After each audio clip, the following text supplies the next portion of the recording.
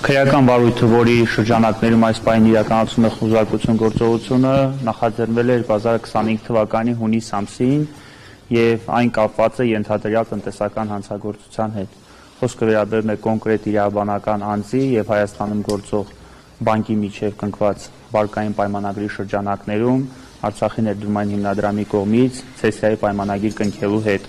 Ցեսիայի պայմանագիրը կնքվել է Հայաստանի Հանրապետության կառավարության եւ Արցախի Հանրապետության կառավարության որոշման շրջանակներում։ Այսինքն, այստեղ բացահայտ հանցագործության տարեր ուսումնասիրելով դատանի որոշումը խուզարկության անձամբ ես չեմ արձանագրում եւ չեմ հասկանում առհասարակ 2021 թվականին տեղի ունեցած իրադարձությունը ինչ կապ ունի Արցախի Հանրապետության ներկայացության մշտական տեղակայման վայրի հետ։ Պայմանական ենթադրենք, որ ինչ որ ոչ իրավաչափ եթե կատարվել է, ապա այն կարող է կատարված լինել ամեն դեպքում ոչ Արցախի Հանրապետության ներկայացության մշտական տեղակայման վայրում։ Այսինքն Արցախի Հանրապետության ներկայացության մշտական տեղակայման վայրում թե ինչ բովանդակության փաստաթղթեր են փնտրում, մեզ համար հասկանալի չէ։ Ըստ դատարանի որոշման պետք է դա կապ ունենա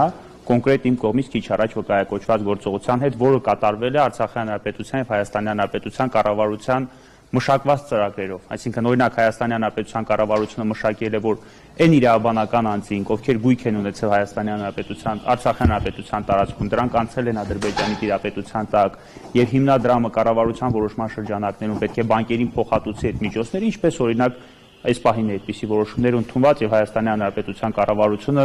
այդ միջոցները, որոնք մրզետեղված բոլոր գույքերի դիմաց ստացված միջոցները հատուցում է Հայաստանի Հանրապետության բանկերին։ Այդ նույն որոշումները կար նաև 2020 թվականին, այսինքն երբ որ Արցախի մի մասը օկուպացվեց